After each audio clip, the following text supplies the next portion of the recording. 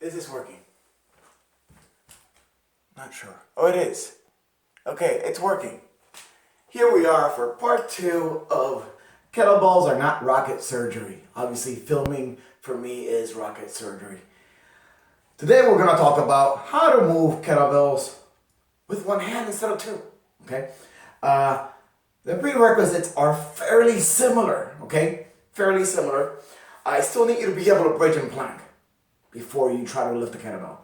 Still need you to be able to bridge and plank. Now, if you're going to start moving them with one hand only, now we're going to have to contend with rotation, right? The kettlebell's going to pull us and twist us. So let's make sure that we can hold rotation in the bridge and plank position. So one way of, measuring that or training that off the bridge, which I covered in my bridge videos, is this. Lift the leg, lift the hips, make sure the hips and the ribs form like a straight line, and lift. Now, nothing changed from here to here. That's what I'm looking for. Put it down, lift, nothing changed. If we can maintain that position, that will, help us along the way of being able to swing one kettlebell without getting twisted. Now, the other thing I like to teach people is this. Be in a plank position. And yes, this is a plank, guys. The push-ups and planks and push-ups. And do this. Lift your hand. It's got the same thing, basically. Lift your hand. Let your hip drop. Let your shoulder drop. Right? Lift the other hand. Right? If you can maintain like a good stable position, and knees down is good, especially if you're handling lighter kettlebells, right? If you want to handle heavy kettlebells, you should be able to do it with knees up. But if you're handling lighter kettlebells, knees down works, right? Can you lift the hand without your hip turning, without your shoulders turning? Switch it, right? If somebody's looking at me from behind, can they tell which hand I have up, right? If you can do those two things, then you're along the ways to understanding how to safely lift kettlebells with one hand, okay? I know it sounded like I said kettlebells, I meant kettlebells, bells, the bell. Anyhow, now, there are also some standing prerequisites, right? As I mentioned, I want you to be able to hip hinge, which means you're gonna move through the hips, bend the knees just slightly, while keeping the weight on the center of the foot, right? Even pinky toe, big toe, heel. And the head and the hips moving together. Again, the kettlebell's gonna wanna twist us as we do that, twist us. So how can we work on avoiding that? Well, one good way is learning how to do a bent over row. And this is a very important movement to learn how to do if we wanna clean our weight. And cleaning our weight is what we talked about last time, about using our hips to push the weight up, to thrust the weight up, and using the arms to keep it close. So, for the bent over row, whether we're doing it with one arm or two arms, and again, we're going to talk about lifting kettlebells with one kettlebell at a time or two. It doesn't matter. We want to be in that deadlift position, right? See, deadlift position. We did it with two hands on one kettlebell before, and be able to stay there, right? We get to that hip hinge, and we stay there. Now, can we, from this position, pull two kettlebells to our side without anything else changing other than the arm movement, right? Bring them toward basically sternum, rib cage, or one at a time. See, without this other shoulder dropping. Very similar to what we were doing earlier with the push-up, right? Very similar. Can I alternate? Without my body twisting as I do it, right? And again, do we need to do with super heavy weights? Not necessarily. I mean, if you're planning on swinging super heavy weights, then I would say be able to row super heavy weights, right? But if we're only planning on swinging light kettlebells, for now, then being able to row light kettlebells will work. Because the point is not, the point is getting strong, of course, but the point of these prerequisites is so you can feel the correct positions. Again, feel the correct positions. So we don't need to be able to do the most difficult variation of a bent over row or a push-up or a plank to be able to swing kettlebells and press kettlebells We just need to be able to do on a variation that's appropriate to the amount of weight we're lifting, right? Anyhow, so work on those bent over rows. Again, moving the weight without your body going or twisting or whatever. Staying in that hip hinge position. So then, if we're working on, again, we're talking about one kettlebell per hand or a kettlebell in just one hand. Let's first start with a kettlebell in just one hand because I am assuming not everybody has, 17 kettlebells like I do. It's a good assumption. So when we're working on kettlebells with one hand, just like we swung in two, right? I'm swinging with two. I'm swinging with two. I am letting the kettlebell drop, catching with my hips, making sure my head and my hips move as one. Now I'm gonna let one arm go. See how I let one arm go, but I'm keeping the other hand on it. And the idea is my shoulders, the movement of my shoulders doesn't change much, right? I don't get automatically pulled into that twist. So a good way of practicing that is, that I've used in the past with clients, is keeping one hand on that kettlebell. So yeah, you can feel that this is not happening, right? Or that's not happening. But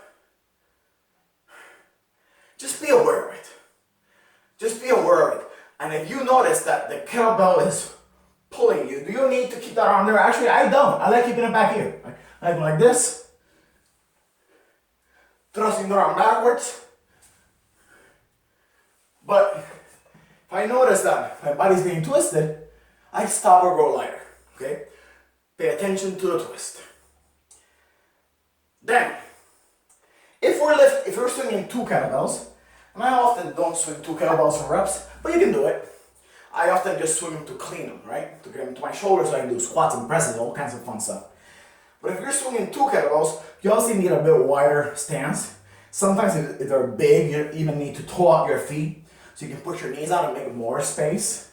I have a problem with that because I like lifting big kettlebells but have little narrow hips, so I really have to open up to swing those. But with these smaller ones, I keep my feet straight, right?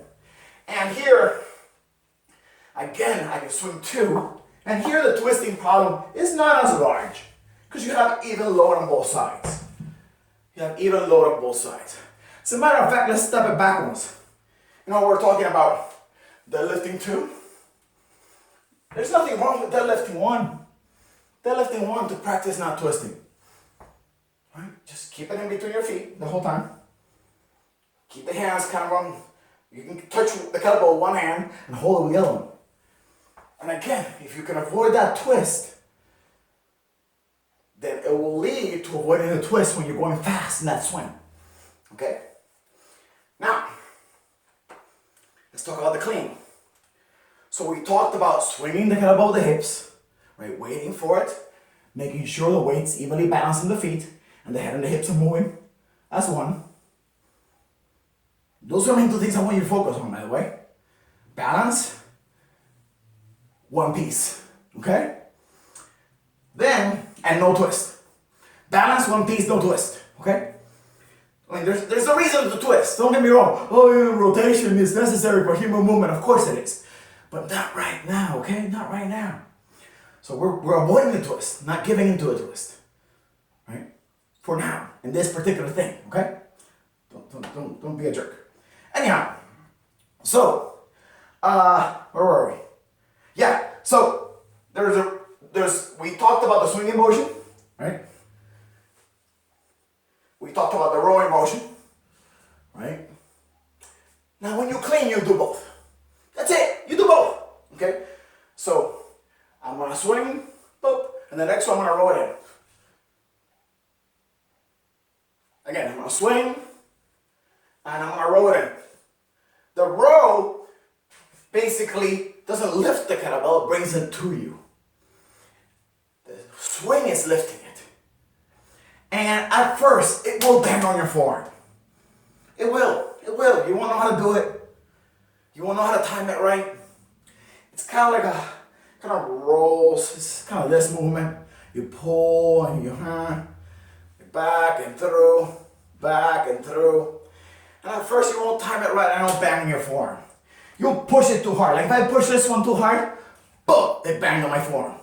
Right? If I push it like it weighs twice as much, it'll bang my forearm. But I know how to swing it just enough speed so it just rolls onto my forearm. And that's one thing that takes patience with kettlebells. At first, they hurt. But they don't have to. They don't have to. If you go light enough, they won't hurt. So drop your ego at the floor, and at the door, right? Leave your ego at the door. Work on skill before conditioning, before strength, before whatever you want to call it. Again, if you want to learn how to do kettlebells, if you don't, there's plenty of other tools out there. And make sure it's not banging you before you go up and weight. Okay? There's some nifty wrist guards that help people. I bought my wife when I bought all these kettlebells. I bought my wife Erica some wrist guards. You know, it's like a sweatband with a plastic coat thing on it, shield on one side. Anyhow, she used them for like 2 weeks and then figure out how to do it without banging on her wrist, and she doesn't bang on her wrist anymore.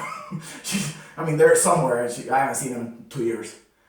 So, you know, it's a skill you develop. Now, if you want to clean both of them at the same time, very similar movement, right?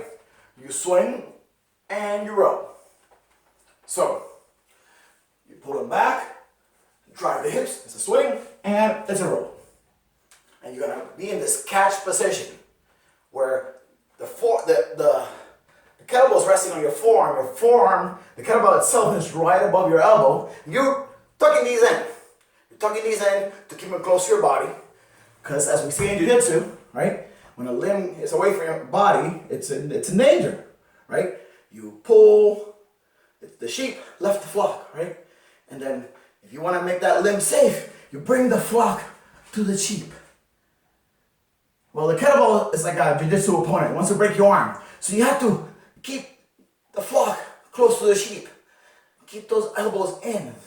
That's why we roll the kettlebell in, right? We bring it in so we can hold it. And when we can hold it, we're stronger and it's easier to do all kinds of other stuff afterwards. Okay? Pressing and squatting, yada, yada, yada. Okay? Not all kinds. There's not that many kinds of things. Let's not exaggerate here. Right? Pressing and squatting in one way, shape, or form. You know what? We'll talk about pressing and squatting some other time. This is working on cleans takes a while. So, and you need to be able to be good at cleans before you press and squat a lot. You can use a curl example into a goblet squat to work on your squats for now. And this is Kettlebells Ain't Rocket Surgery Part 2. I hope you enjoyed it. I hope you work on your kettlebelling. Kettlebell away. These videos are getting silly. Anyhow, have fun. Bye-bye.